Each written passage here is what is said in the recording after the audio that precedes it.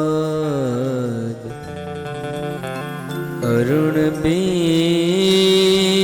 અરુણબિંબ ફલાદરોષ્ઠા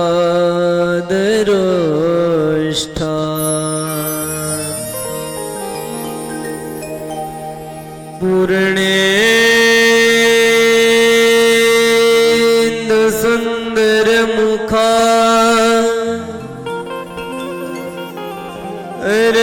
અરવિંદ નેત્રા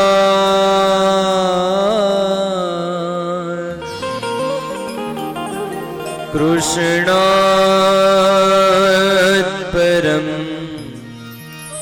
કિમપિ તત્વમહં ન જાને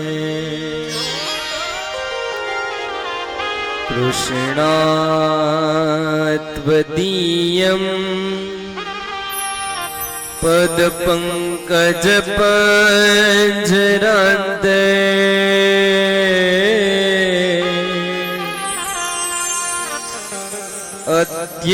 અદ્યૈવ મે વિસતુ માનસ રાજહંસ પ્રાણ પ્રયાણ સમયે કફવાત પીતે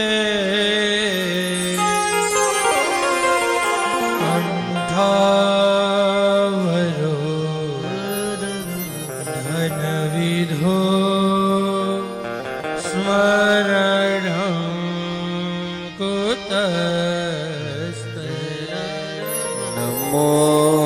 નમોસ્તુતે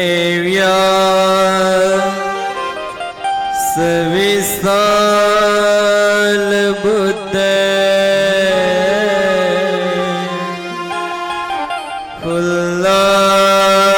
ફુલ્લારવિંદ યતપત્ર નેત્ર હેન ત્વયા ભારત તેલ પૂર્ણ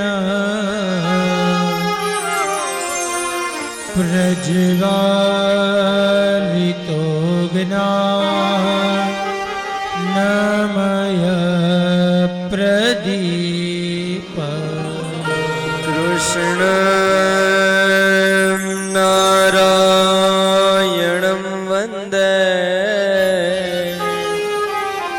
કૃષ્ણં વંદે વ્રજ પ્રિય કૃષ્ણ દ્વૈપાયનં વંદે કૃષ્ણં વંદે પૃથાસુતં કૃષ્ણં વંદે પૃથાસુતં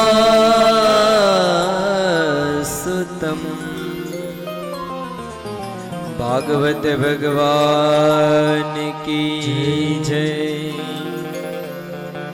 कुंज में बिराजे घनश्याम राधे राधे कुंज में विराजे घनश्याम राधे राधे कुंज में बिराजे घनश्याम राधे राधे कुंज में विराजे घनश्याम राधे राधे श्याम राधे राधे घनश्याम राधे राधे श्याम राधे राधे घनश्याम राधे राधे श्याम राधे राधे घनश्याम राधे राधे श्याम राधे राधे घनश्याम राधे बिराजे घनश्याम राधे राधे कुंज में विराजे घनश्याम राधे राधे कुंज में बिराजे घनश्याम राधे राधे कुंज में विराजे घनश्याम राधे राधे भाव से तालियों के साथ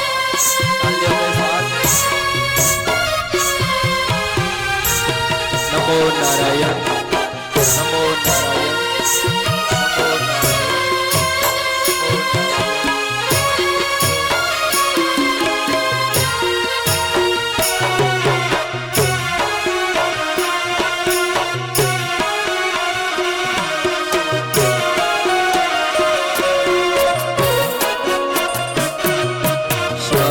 राधे राधे घनश्याम राधे राधे श्याम राधे राधे घनश्याम राधे राधे श्याम राधे राधे घनश्याम राधे राधे श्याम राधे राधे घनश्याम राधे राधे कुंज में विराजे घनश्याम राधे राधे कुंज में विराजे घनश्याम राधे राधे कुंज में विराजे घनश्याम राधे राधे में विराजे घनश्याम राधे राधे कुंज में विराजे घनश्याम राधे राधे कुंज में विराजे घनश्याम राधे राधे श्याम राधे राधे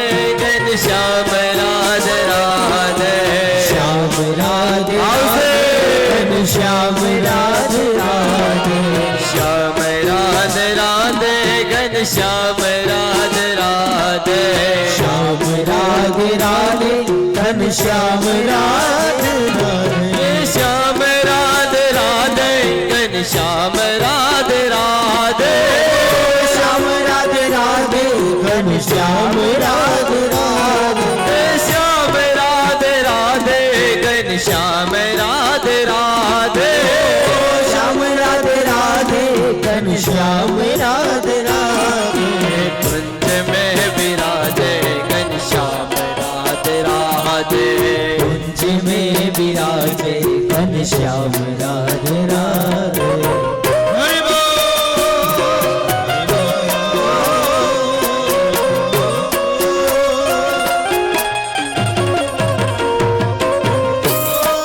हरि बोल हरि बोल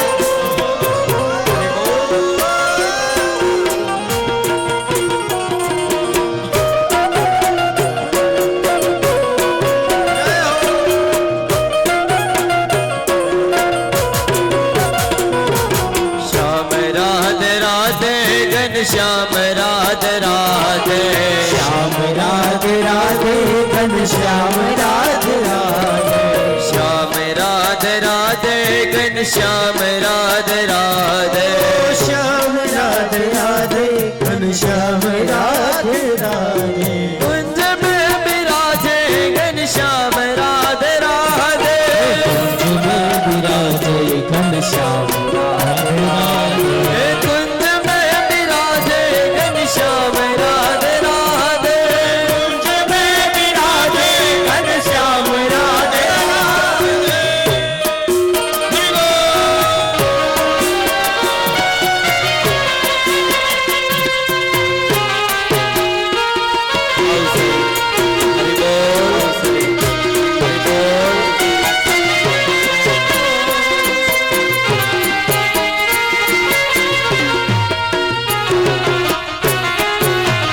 हरि बोल हरि बोल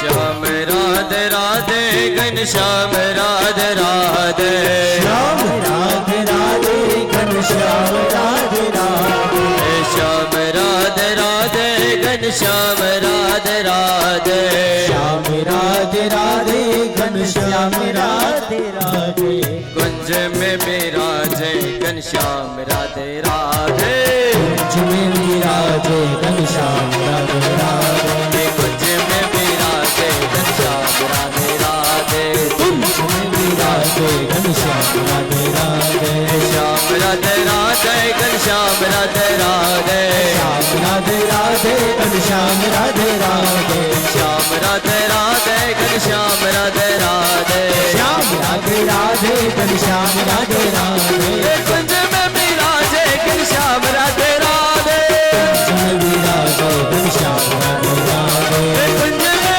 विराजे घनश्याम राधे राधे कुंज में विराजे घनश्याम राधे राधे श्याम राधे राधे श्याम राधे राधे श्याम राधे राधे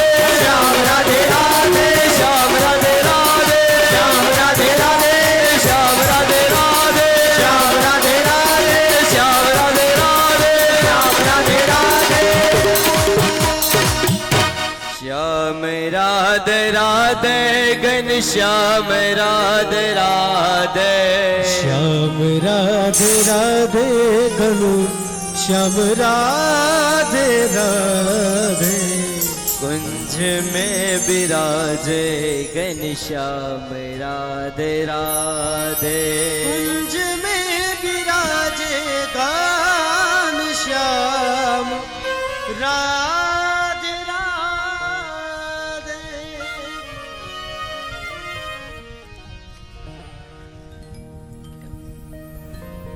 अवश्य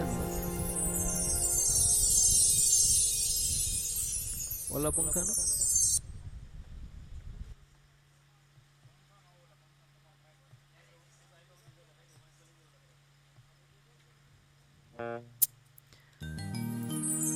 કથાના પ્રથમ દિવસે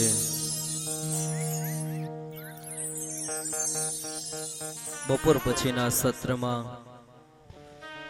ફરીથી ભગવત ચર્ચા કરવા માટે જ્યારે સૌ ભેગા થયા છે ત્યારે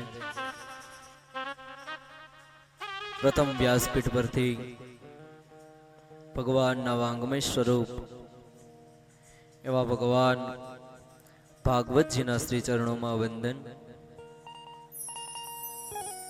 કથા વ્યાસપીઠ પરથી મારા સદગુરુના ચરણોમાં વંદન. કથા વ્યાસપીઠ પરથી મારા માતા પિતાના ચરણોમાં વંદન. કથામાં બિરાજમાન બધા જ શ્રોતાજનો, ભાઈઓ બહેનો, માતાઓ, બધાને વ્યાસપીઠ પરથી મારા વંદન. ઓમ નમો નારાયણ. જય શ્રી કૃષ્ણ. કથાને યુટ્યુબના માધ્યમથી લાઈવ નિહાળતા દરેક શ્રોતાજનોને વ્યાસપીઠ પરથી મારા વંદન. ઓમ નમો નારાયણ. જય શ્રી કૃષ્ણ. છઠ્ઠો રાગની બધાનો શાંત પડી ગયો ને? 1:30 વાગી ગયો તો બપોરે, એટલે જ બધા મોડા આવ્યા. 2 વાગી ગયા હતા. હા, કઈ વાંધો નહીં, પહેલો દિવસ હતો અને પહેલા દિવસે હરેક જગ્યાએ આ જ પરિસ્થિતિ હોય. સમય આપણી પાસે જાજો છે, હજી તો 7 દિવસ છે.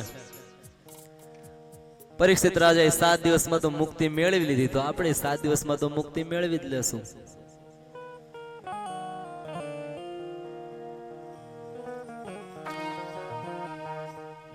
ભગવાનની ખૂબ પુણ્યમય ગાથા, ભાગવત કથા.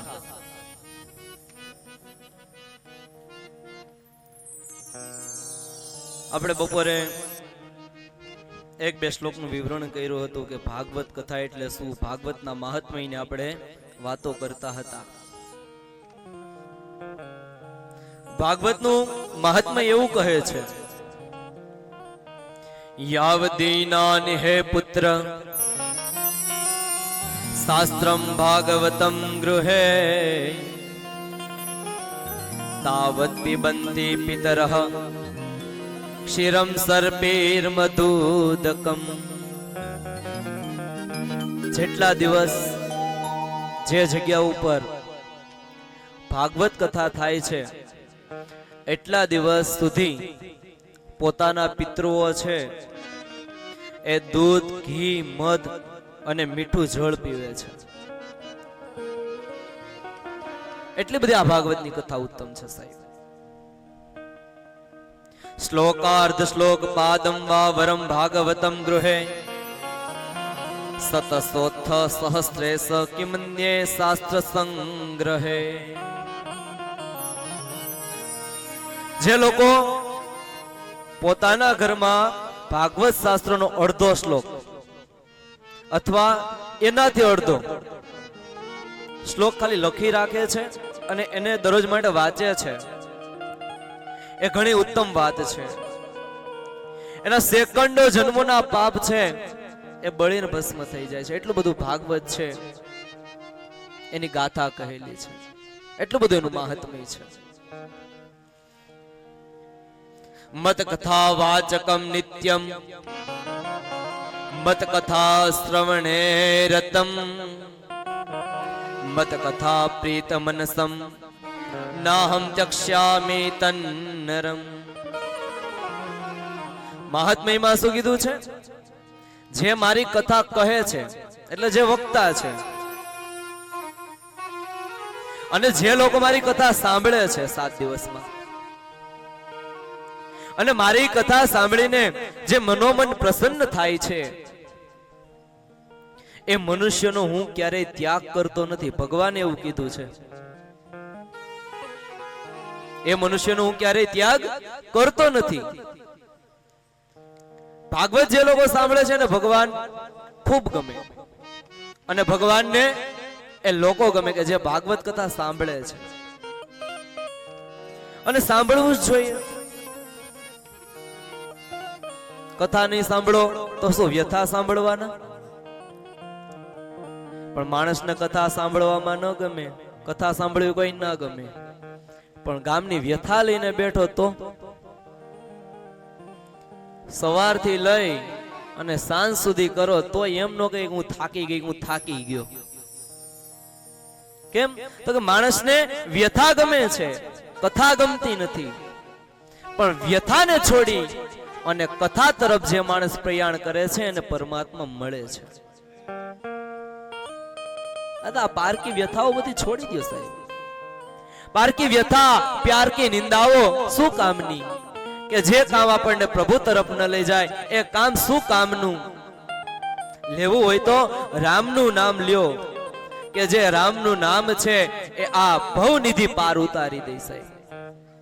જન્મો જન્મના પાપ આપણા બળી જાય. ભાગવત 4 અક્ષર છે. આ 4 અક્ષર છે ને આપણને ઘણું બધું કહી જાય છે. ભા એટલે તેજ, ભાવપૂર્ણ હૃદય,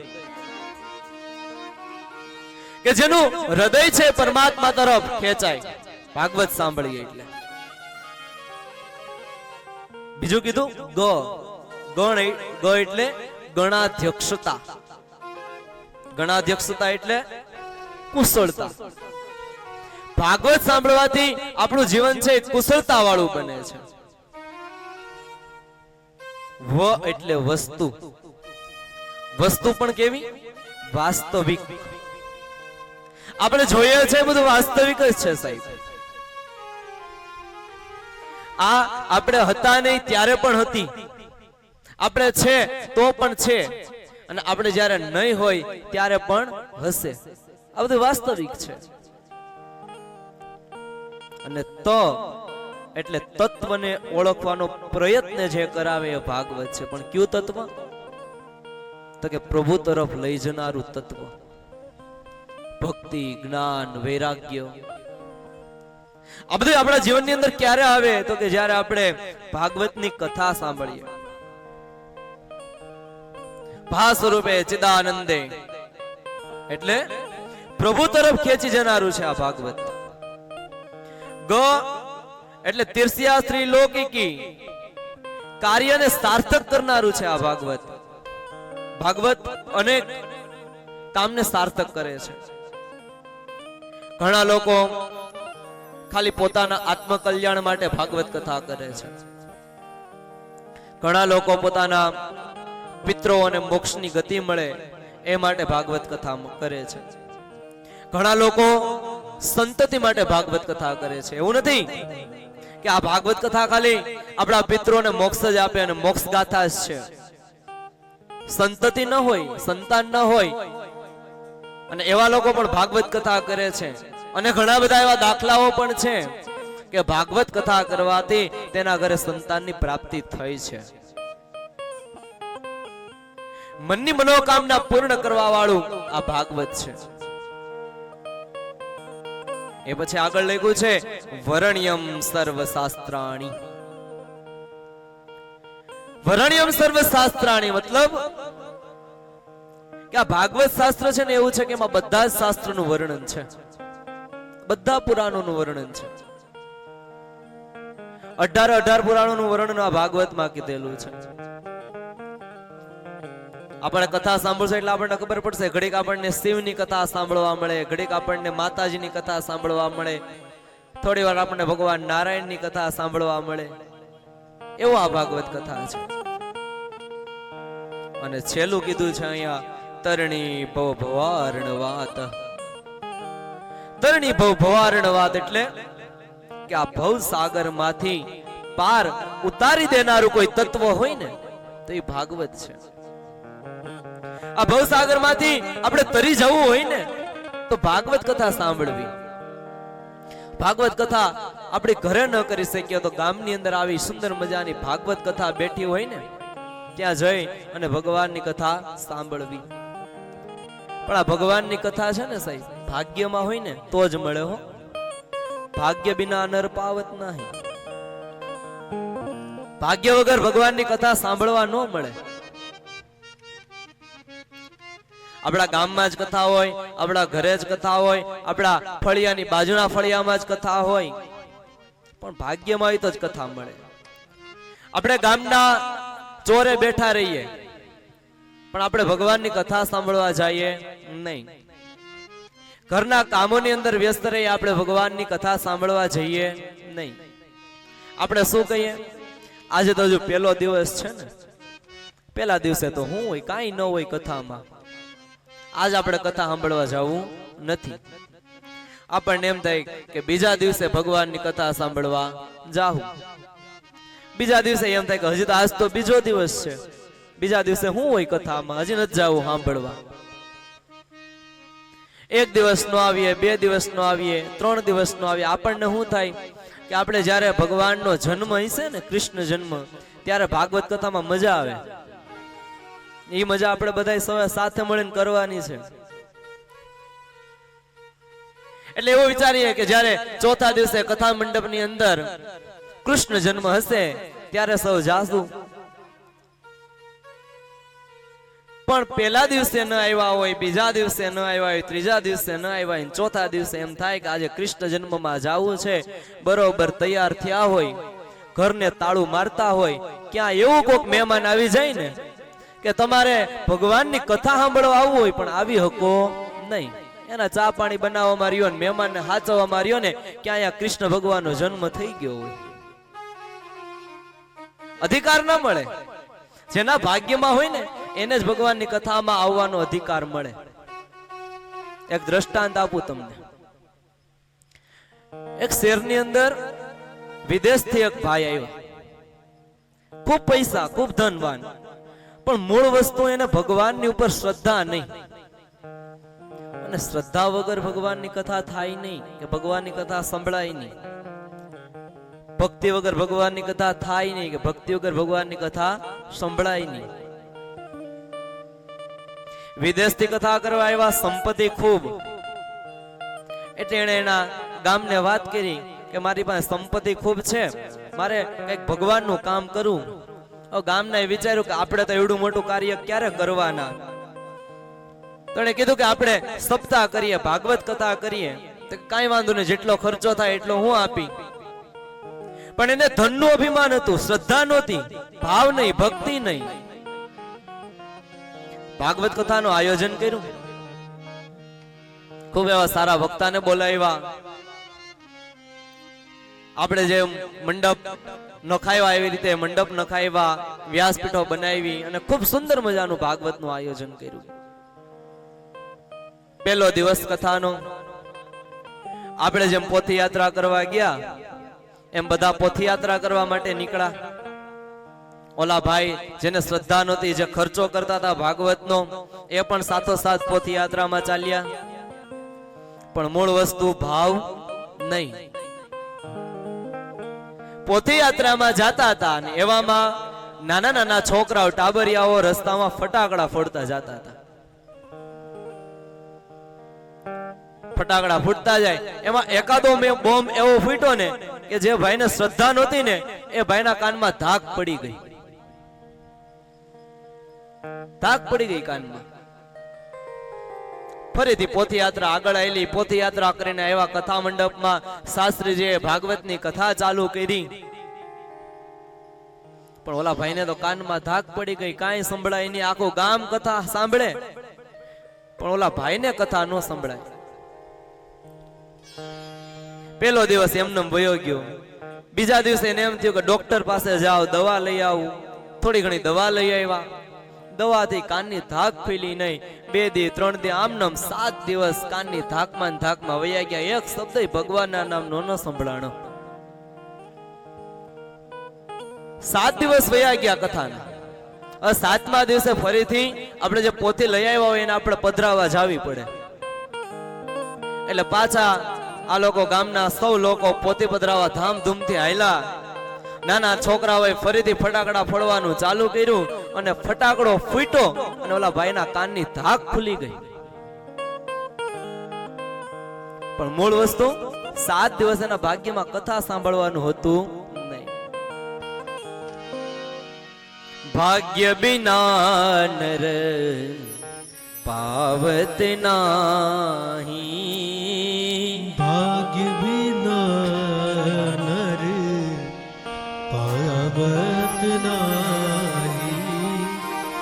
सकल पदार्थ हे जगमाही. सकल पदार्थ है जग माही. सकल पदार्थ हे जग माही. सकल पदार्थ है जग माही.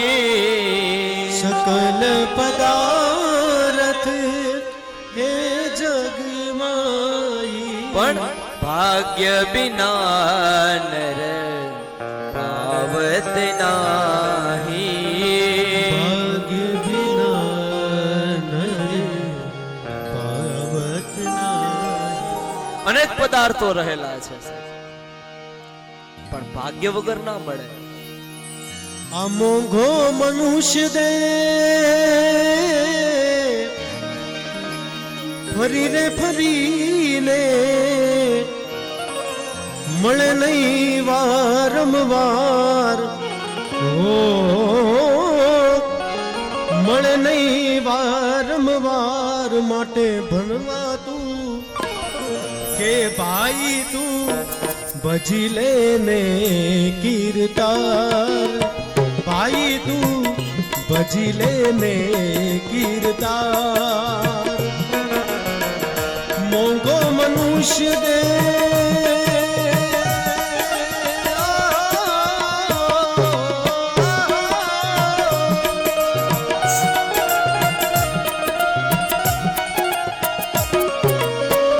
મોંઘો મનુષ્ય દે ફરી રે ફરીને મળે નહીં વારંવાર. મળે નહીં વારંવાર. એ ભાઈ તું ભજી લેને કીર્તાર. ભાઈ તું ભજી લેને કીર્તાર.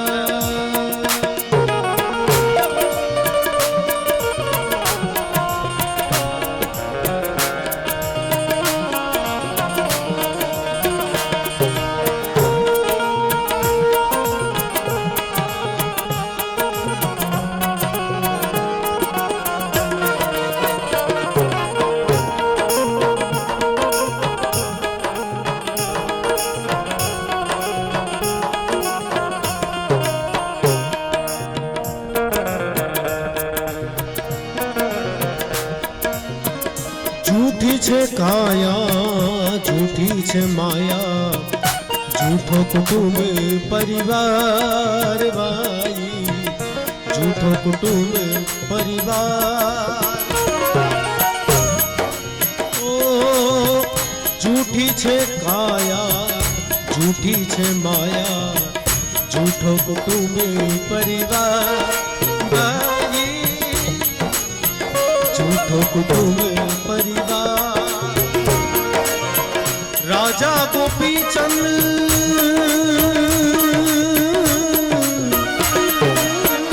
अने परतेरी राजा गोपी चंद अने परतेरी छोड़ी आया घर बार हे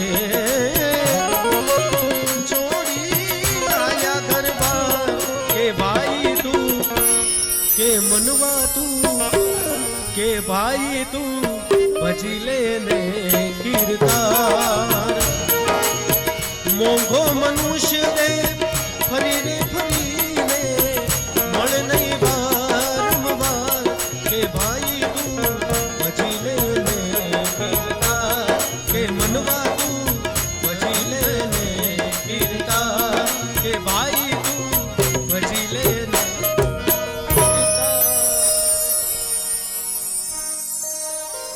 સમય સ્વયં ફરી ફરી મળતો નથી સાહેબ.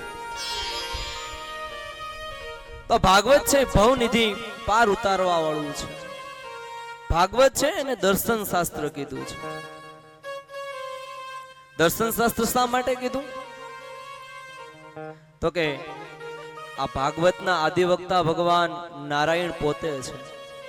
ભગવાન નારાયણે પોતે આ ભાગવત કથા ગાયેલી છે. આ ભાગવત કથા સૃષ્ટિના આરંભની અંદર ભગવાન નારાયણે બ્રહ્માજીને સંભળાવી હતી. બ્રહ્માજીએ આ ભાગવતની કથા નારદજીને સંભળાવી હતી. નારદજીએ વેદવ્યાસજીને કથા સંભળાવી. ભગવાન વેદવ્યાસે પોતાના દીકરા સુખદેવજી મહારાજને આ કથા સંભળાવી. સુખદેવજી મહારાજે રાજા પરીક્ષિતને અને શુદ્ધ પુરાણીને આ કથા સંભળાવી. શુદ્ધ પુરાણીજી છે એને સૌનકાદિક ઋષિઓને આ કથા સંભળાવી. ભાગવત છે તે પ્રભુનું શરીર છે, વાંગમય સ્વરૂપ છે. આપણે એને વાંગમય સ્વરૂપ કહીએ છીએ. આ ભાગવતના દર્શન કરવાથી પરમાત્માના સ્વરૂપને દર્શન કર્યા એટલું પુણ્યની પ્રાપ્તિ આપણને થાય છે. આપણને દેખાય ખાલી પુસ્તક, પણ આ પુસ્તક નથી, આ પોથી નથી, આ ભગવાન સ્વયં અહીંયા બિરાજમાન છે. અને જે સ્વયં અહીંયા બિરાજમાન છે એટલા માટે જ તેને દર્શન શાસ્ત્ર કીધું છે કે આના દર્શન કરવાથી મનુષ્યને મોક્ષની ગતિ મળે છે. ભાગવત એટલે ભગવાનનું વર્ણન કરવાનો ગ્રંથ છે. ભગવાનની કથાઓ, ભગવાનના વિચારો એ લોકો સુધી પહોંચાડવાનો એક ગ્રંથ છે. ભાગવત એટલે ભક્તિમય બનાવનાર ગ્રંથ છે. ભગવાનની અંદર આપણો ભાવ પ્રગટ થાય, ભગવાન પ્રત્યે આપણી ભક્તિ વધે એવો આ ગ્રંથ ભાગવત કથા છે.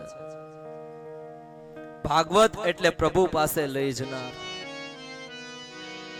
નરકમાંથી ઉગાડી અને ભગવાનની પાસે જે લઈ જાય છે ને એ આ ભાગવત છે સાહેબ.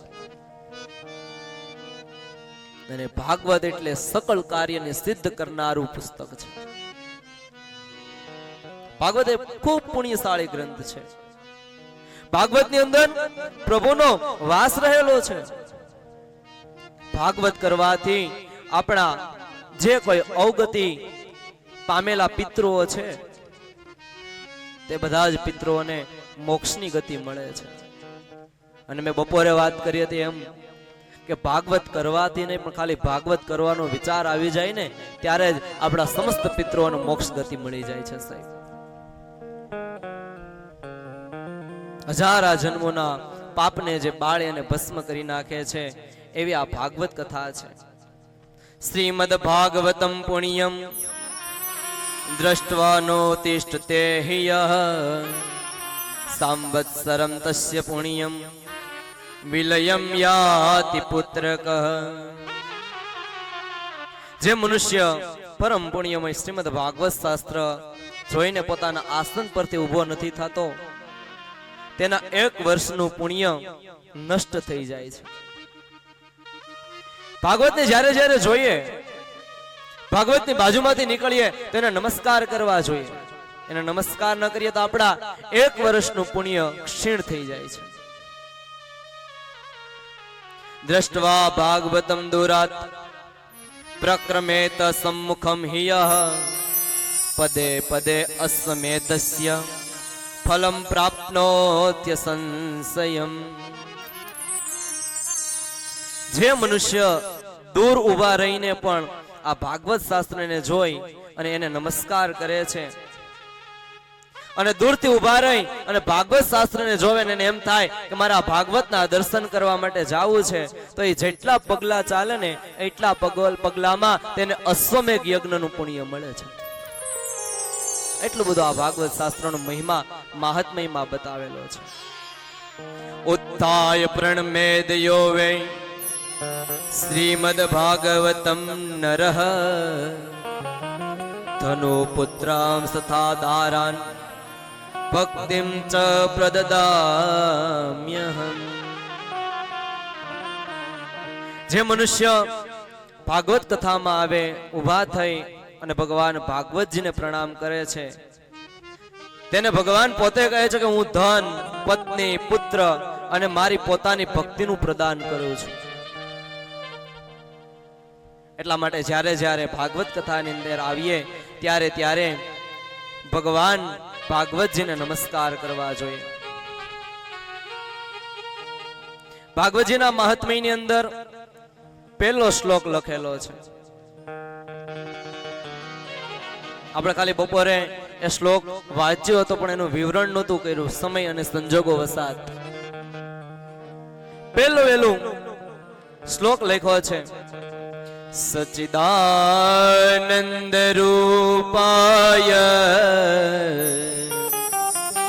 વિશ્વોત્પત્યાદિ હેતવે તાપત્રય વિનાશાય શ્રી કૃષ્ણાય વયમ નુમઃ. તાપત્રય વિનાશાય શ્રી કૃષ્ણાય વયમ નમઃ. તાપત્રય વિનાશાય શ્રી કૃષ્ણાય વયમ નમઃ. ભાગવતની શરૂઆતમાં મહાત્મ્યની અંદર પહેલા વેલા ભગવાન કૃષ્ણને નમસ્કાર કર્યા છે. પ્રારંભમાં જ ભગવાન કૃષ્ણને નમસ્કાર કર્યા. કેમ? તો કે આને આદિ વક્તા જ ભગવાન નારાયણ છે. સચ્ચિદાનંદ રૂપાય, આ બહુ સમજવા જેવો શ્લોક છે. સત, ચિત અને આનંદ આપવા વાળા ભગવાન પરમેશ્વર પોતે રહેલા છે. સચ્ચિદાનંદ રૂપાય વિશ્વોત્પત્યાદિ હેતવે. આમાં ભગવાનના ગુણનું, ભગવાનના સ્વરૂપનું વર્ણન કરવામાં આવેલું છે. આપણે આપણી દીકરી માટે મૂર્તિઓ શોધતા હોય તો બધું જોઈએ ને. એમને આપણી દીકરીને પરણાવી દઈએ નહીં. મૂર્તિઓ કેવો છે, એનો પરિવાર કેવો છે, એનું મોસાળ કેવું છે, એના પરિવારમાં બધાના ગુણ કેવા છે. તો પણ આપણે પણ આપણો આ જે ચિત્ત છે એને પરમાત્માને સોંપવું છે. ભગવાનના કથા મંડપમાં બેઠા છે એટલે આપણું હૃદય છે એ પરમાત્માને આપણે સોંપવું. હવે જેવા તેવાના આત્મા તો આપણું આ હૃદય છે એ આપી ન દેવાય. એટલે ભગવાનના ગુણોનું વર્ણન અહીંયા પહેલા વેલા કરવામાં આવ્યું છે કે ભગવાન સત ચિત અને આનંદ સ્વરૂપ છે. સત છે ભગવાન. સત એટલે એનો કોઈ સમાનાર્થી શબ્દ જ નથી સાહેબ. સતનો સમાનાર્થી શબ્દ ના હોય. એ સત જ છે.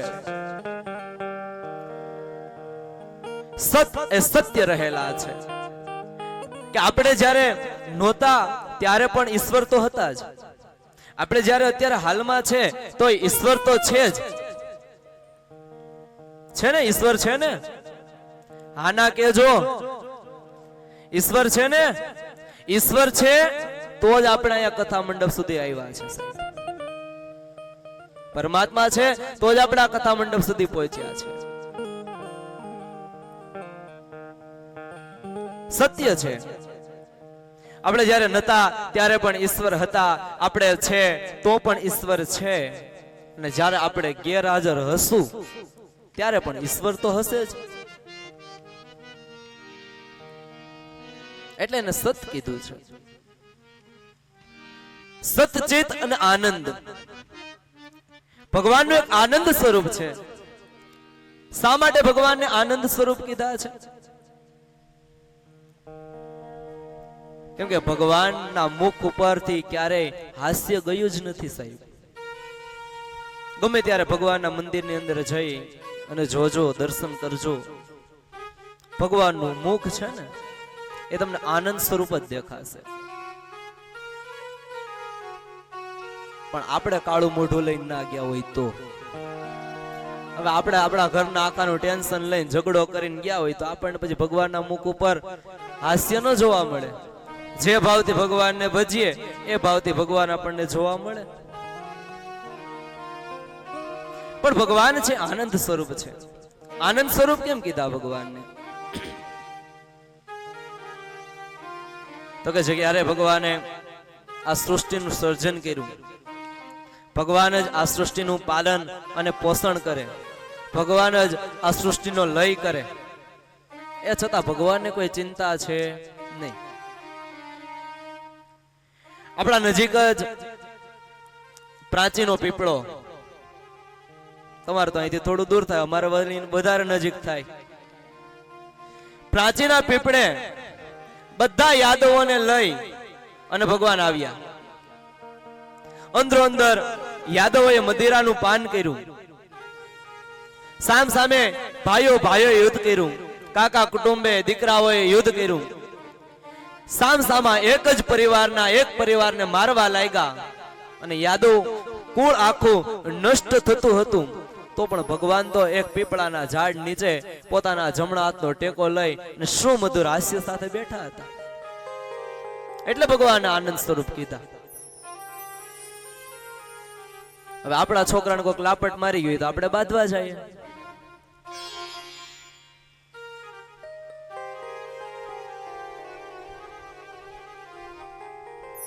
ભગવાનનું આનંદ સ્વરૂપ છે. એટલે જ્યારે આપણે આપણી દીકરી દઈએ ને ત્યારે આ બધા ગુણ આપણે મૂર્તિયાની અંદર જોતા હોઈએ. કે પેલા વેલા તો એ આનંદ સ્વરૂપ છે.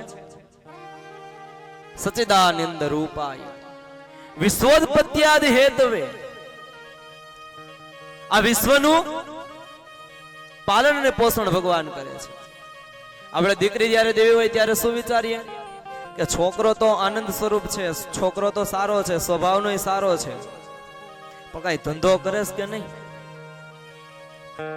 ધંધો ન કરતો હોય તો આપણી દીકરીને દઈને શું કરવી? એટલે ભગવાનની અંદર એ ગુણ પણ છે. ભગવાન શું કરે તો કે ભગવાન આ સૃષ્ટિનું સર્જન કરે, ભગવાન આ સૃષ્ટિનું પાલન પોષણ કરે અને ભગવાન આ સૃષ્ટિનો લય કરે. સચ્ચિદાનંદ રૂપાય વિશ્વોત્પત્યાદિ હેતવે તાપત્રય વિનાશાય. 3 પ્રકારના તાપ બતાવ્યા છે. કઈ 3 પ્રકારના તાપ? આધિ, વ્યાધિ અને ઉપાધિ. આધિ એટલે શું?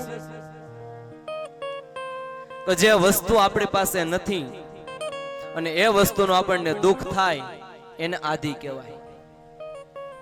આપણા બાજુવાળા 10,000 ની હાડી લઈ આવે ને આપણે એને જોઈ ન કીએ એને આધિ કહેવાય. આપણા બાજુવાળા સારી 4 વ્હીલ લઈ આવે ને આપણાથી જોવાય નહીં એને આધિ કહેવાય. બા કરાય નહીં આમાં 1 કિલો વજન ઘટી જાય મહિનામાં, પણ મનુષ્ય રહ્યા ને એટલે થઈ જાય ખરું. આધિ, બીજું વ્યાધિ. વ્યાધિ એટલે શું? તો કે આપણે ગરીબાઈના દિવસો જોયા હોય, ભગવાન સારો સમય આપે, ભગવાન આપણને ખૂબ ધન આપે, ખૂબ સંપત્તિ આપે,